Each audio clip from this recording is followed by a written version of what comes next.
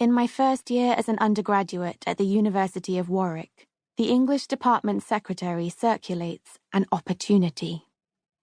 A production company is looking for contestants to participate in a new TV show. They are seeking unpublished writers who have completed a novel.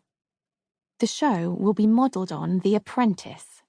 Each week, a writer will be voted off and sent home.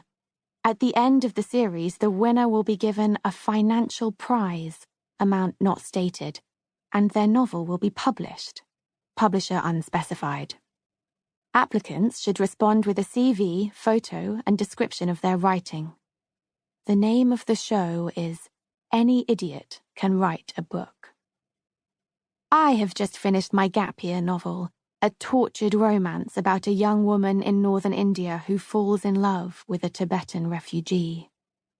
An agent has seen it and gently suggested that the story might be better if more things actually happened. I'm not ready to accept this advice. Instead, I write a synopsis of a book in which nothing happens, set against a backdrop of glistening Himalayas, and send it off to the people behind Any Idiot Can Write a Book. 2 weeks later, I'm taken in a taxi to a farmhouse on the outskirts of Stratford-upon-Avon, where I'm filmed over several takes, getting out of the car and walking up the garden path. The front door is open because the cameraman is standing there, but I have to pretend to ring the bell and wait. If I had any suspicions that the premise behind Any Idiot Can Write a Book was flawed before I arrived, these are confirmed once we start the work of filming the show, which in fact is not a show at all but a pilot that may or may not be developed, and which we will shoot over the course of a single day. Aside from me, there is only one other contestant, a skinny Liverpudlian called Jake, who has a shakily drawn snake tattoo winding around his neck in the shape of a noose. The judge is an eminent literary critic of whom I've not heard. This is her farmhouse. Jake and I are ushered into a barn that has been converted into a large study. We're told to sit at computers and type. Type what? Asks Jake. It doesn't matter what, the director says. We're not focusing on the screens. Well then, what are you focusing on? Jake responds. The director says nothing. Jake faces his keyboard and begins to jab at it with his forefingers. I turn to mine and pretend as best as I can to be hard at work on the novel I've already finished. But beyond frowning at my screen as I type nonsense into Word, it's unclear how exactly I should dramatize the moment. The essential issue with the premise of the show is apparent at once. There is nothing remotely interesting about observing people writing. Can you walk around the garden a bit? The director asks me. Can you look troubled? Meandering between elaborate flower beds of hollyhocks, I try to look both whimsical and perturbed. What's wrong? A girl with a microphone asks. I'm worried about my novel. I try. What's worrying you? Nothing happens in it. The director interjects. Let's try this one more time. What's wrong? Says the girl. I'm worried about my novel. What's worrying you?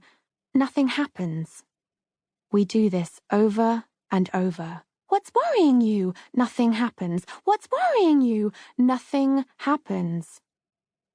By the final take, my distress is genuine. In the afternoon, I read the opening scene of my novel in a recording booth. My voice will play over footage of my dramatic typing.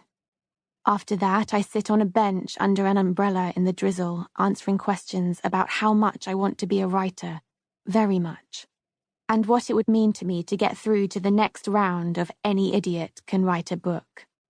As the day wears on, less and less. Just as it begins to get dark, we film the judging and elimination scene. Jake and I sit at the kitchen table opposite the critic with our novels in front of us. I understand by now the ridiculousness of the situation, but still, I'm nervous. My hands and forehead are sweaty. My throat feels dry. I read a scene from my book in which the two lovers meet for the first time in a temple in Dharamsala surrounded by flickering candles and stray dogs. I try to keep my voice steady and expressive, but as I go on it becomes increasingly raspy. I look up at the director to see if he wants me to start again from the top, but he's whispering something to the microphone girl and doesn't appear to have noticed. Next, Jake reads a chapter of his novel, which is called Bad Splatter, and follows the adventures of a happy-go-lucky drug dealer called Rad the Fucker. The director interrupts. "You can't say that." "What?" "Fucker." "But that's his name." "Give him a new one." Jake looks troubled, but eventually begins again and gets through his scene in which Rad the Bastard drowns an adversary in liquid concrete on a building site. "Thank you both," the critic says. "I know you've worked hard on these chapters. I'll start with Nell." She absolutely loves my chapter. It is poignant and romantic and sad. The characters are robust and sensitively drawn, and the whole section is full of potential, suggestive of all the many things that might, at some point, start to happen. My face is getting hot. I try to nod seriously. Somehow, despite the praise, I feel unwell. I hold on to my manuscript so tightly the paper turns furry with sweat. "Now, Jake." The critic turns to him, and her face sets into a grimace. "I have to say I was really disappointed by your work. I found it incredibly predictable. I've heard it 100 times before." "What?" Jake is half out of his chair. "That's not true." "Drug dealers, concrete, it's all cliché, isn't it? It's one cliché after another." "You haven't understood the project," he says. "Let me read it again." He picks up his pages and starts from the top. "No need, Jake." She cuts him off. "There is absolutely no future for you on this show, or as a writer in any shape or form. You are untalented, unimaginative, offensive, and tired." To keep listening to this audiobook, I've left you a link in the description so you can do it, at no cost thanks to Audible's 30-day free trial.